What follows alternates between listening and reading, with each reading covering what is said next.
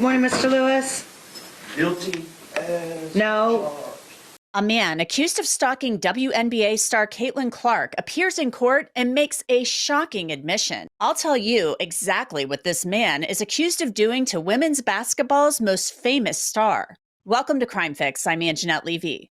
Caitlin Clark has gotten a lot of attention over the last few years because she's such a good basketball player, but lately, she's gotten a lot of attention from a man that she didn't want, and now he's in jail.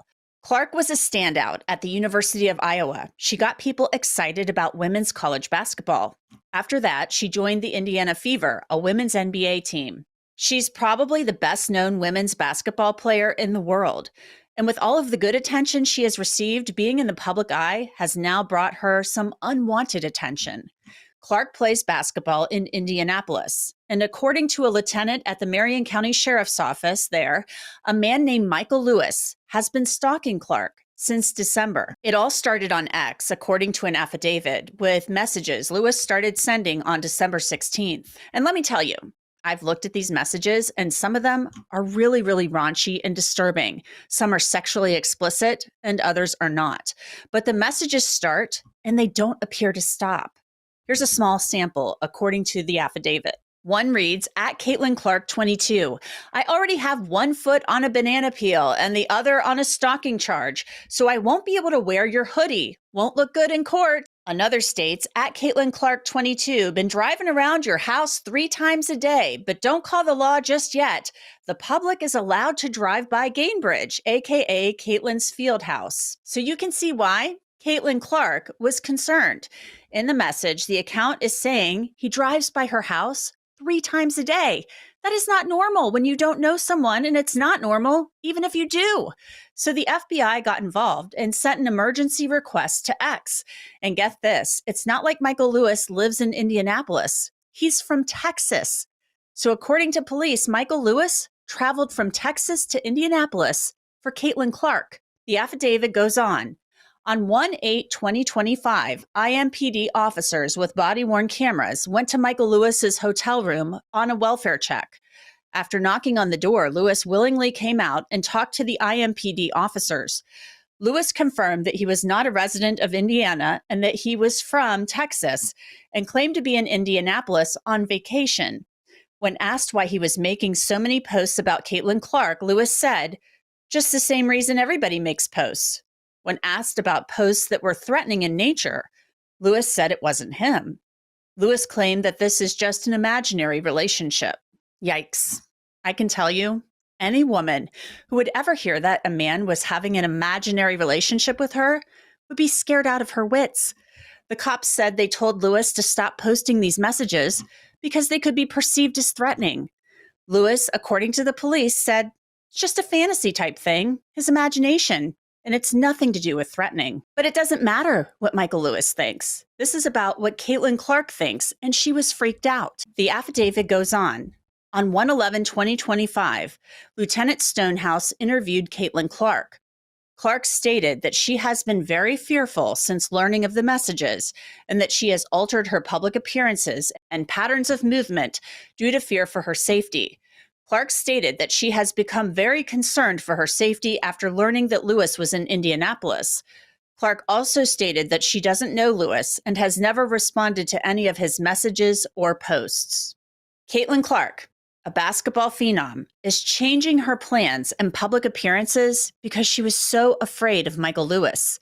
And police said Lewis continued to post on X to Clark, even though he was told to knock it off. Lewis was charged with stalking, and when he appeared in court, the judge had to cut him off when he said he did it. Morning, Mr. Lewis. Guilty as No. charged. Sir, this is initial hearing. Oh, We are not. Stacy. You have a right to remain silent, and I expect you to exercise that. Okay, this is just telling you what the charges are. You do not listen. I'll give you a chance to talk. It's not your time. throw me the bookie. Stop talking. I want to tell you about Upside. It's a free app that gets you cash back on things like gas and restaurants. This is real cash back. It's money that appears in the Upside app that you can transfer right into your bank account. I've used Upside many, many times at Dunkin' Donuts when I need a cup of tea or coffee. I claim an offer for Dunkin' on the app. I pay as usual, follow the steps, and I get cash back. It's so, so easy. You can also use Upside at places like Shell, Exxon, 7-Eleven, and Chipotle. That's just to name a few. To find out how much you could earn, click the link in the description to download Upside or scan the QR code on your screen and use our promo code CRIMEFIX to get an extra 25 cents back on every gallon on your fresh tank of gas. That's promo code CRIMEFIX for extra cash back.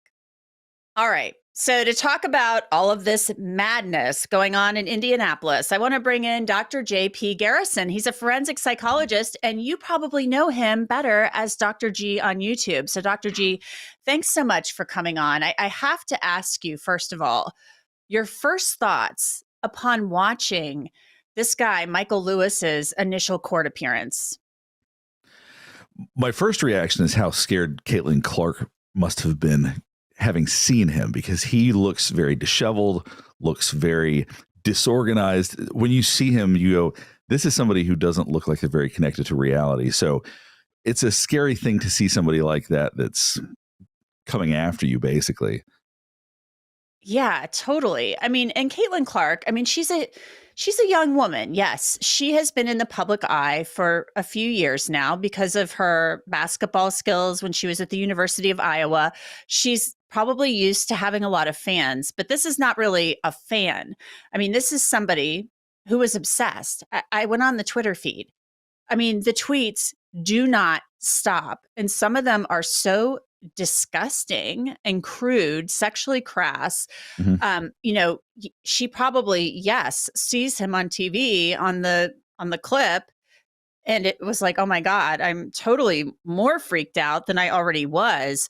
I'm just wondering, how do these obsessions, you know, from your viewpoint as a forensic psychologist, how do these things develop? How does a Michael Lewis, an older guy in Texas, somehow become obsessed with, you know, this young woman who's a basketball star in, you know, first in Iowa and now in Indianapolis? Typically, there are delusions involved. And what I mean by that is a delusion is basically a fixed false belief. It's not based in reality. So typically people that have these obsessions with celebrities believe there's some relationship that's not there. And I believe that's actually something that Michael Lewis had said, is that it was, as he said, an imaginary relationship. But how it develops, when you have somebody that's not attached to reality, they can attach to anything. There can be some really obscure reason why. So why it was Caitlin Clark could be anybody's guess. There doesn't tend to be as much predictable rhyme or reason behind who they go after. He traveled some distance. I mean, this guy is from Texas, you know, and you know, he's accused of stalking. He's facing a criminal charge. You know, he's, you know, presumed innocent. You know, he enjoys the presumption of innocence. However, this is somebody who went into court for an initial appearance and sits back in his chair and says, guilty as charged. And the judge is like, hey, knock it off, you know, stop talking. So, you know, he's not right up in the, you know, up here. There's something very wrong. So he was very motivated, somebody to go from Texas to Indianapolis and camp out in a hotel room and tweet her nonstop. For somebody like that, the energy behind it, they do tend to have just relentless energy towards their obsessions. And so somebody like this, when they are delusional, when they do have this detachment from reality, the problem is that he's not so detached that he didn't know what he was doing was wrong. Because when he was confronted by police in his hotel room, he was basically like, oh, it's all fake. It's a joke. It's just an imaginary relationship. This is how it gets so scary for stalkers, because some of them, unfortunately, are more charismatic and maybe a little bit cleaner looking than him. So they can convince people, oh, okay, this person is just joking. So in some ways, it's fortunate that he presents as strangely as he does, because it's very easy to say, okay, this man's got some mental illness and Caitlin Clark needs to be protected from it because he seems like he really has the potential to be dangerous and clearly is harassing her online. I think it is bizarre because you mentioned this encounter he had with Indianapolis Metro Police. And, I'm looking at the affidavit right now. And they basically say they asked him why he was making so many posts about Caitlin Clark. And Lewis said, just the same reason everybody makes posts. When asked about the posts that were threatening in nature, Lewis said it wasn't him. And then he claimed that it's just an imaginary relationship. So he's like, oh, it's just like why everybody else does it. Then he says it's not him, even though that's Michael Lewis's thing. And then he says it's an imaginary relationship. So it's like he has some kind of, it sounds like to me he realizes what he is doing is not right. Yeah, it seems pretty clear that he knows it's wrong and that he shouldn't admit to it, so to speak, or that what he's doing is harassment in some way. So he does understand that when police confront him about it, he shouldn't or is unwilling to really acknowledge what he's doing. So that does show there's some degree of awareness that, the difference between knowing right and wrong. Clearly he knows that it's wrong, but it doesn't change the fact that he likely is pretty severely mentally ill. I think that's a pretty fair assumption based on what we've seen so far. Obviously I haven't evaluated him, but based on the history, it sounds like it. So the cops basically tell him, they claim in the affidavit, they tell him, knock it off, quit posting this stuff because, it could be looked at as a threat. And I'm not going to go through, obviously, we'd be sitting here all day if I went through all of these tweets because they started in December and went all the way up until January 12th. In one, he says, they said I was sending threatening texts, but the only thing on my mind, this is a typo, I think, was Caitlin. And he has all these different letters in her name. And then there's another one that says, got banned from Kate Bridge. I'm sorry, but maybe I go to your road games. It's okay, right? So they told him, knock it off. You're doing things that can be deemed as threatening, yet he continued to do it. He didn't stop. So what does that tell you? There tends to be, with issues like this, people that feel grandiose. In other words, they feel important. They feel powerful. So unfortunately, stalkers are rarely dissuaded by something as simple as telling them to stop, whether it's law enforcement or not. So at the time, while he can try to get out of it, so to speak, he probably feels like the message is too important. The connection's too strong. The way that he probably sees and thinks about the world is so different from the rest of us, it's probably hard to really understand the logic. But stalkers are terrifying, truly, and the impact that it has on people that are on the receiving end. It's hard to describe the level of trauma that can be induced just by stalking, even if they never actually interact with the person face to face. Yeah, I mean, she was clearly terrified. I mean, she told the police when they interviewed her that she had changed her plans. She had altered her public appearances, things like that, because he was continuing to send all of these tweets, and it just didn't stop. So she was genuinely freaked out, and he had traveled obviously from Texas to Indianapolis, which really freaked her out, understandably right. So. You mentioned grandiosity, on his Twitter page.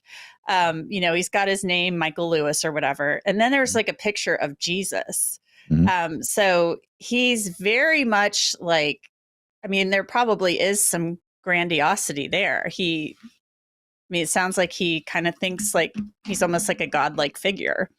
That's extremely common when it comes to some of the more serious mental illness. This belief that someone's a deity or a reincarnation of somebody important, those kinds of things. When somebody is clinically grandiose, that really, it's hard to, once again, it's hard for most of us to connect to that feeling because it's so detached from reality. But there are people that truly believe they're the most important person in the world, or that they, are somebody else that's important, like Jesus or something like that. I don't know about that with his history, but it wouldn't be shocking at all because that's actually very common.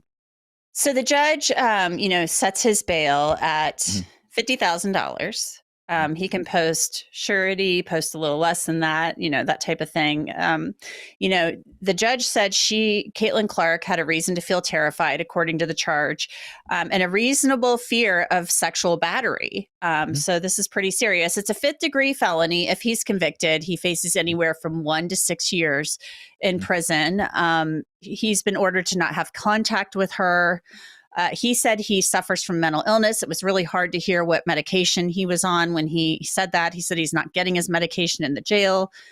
How does this stop? How do you stop this guy from engaging in this behavior? Because even if he goes to prison for a year or two, I mean, is this something where you send him to prison and he learns his lesson? I mean, how do you undo the obsession?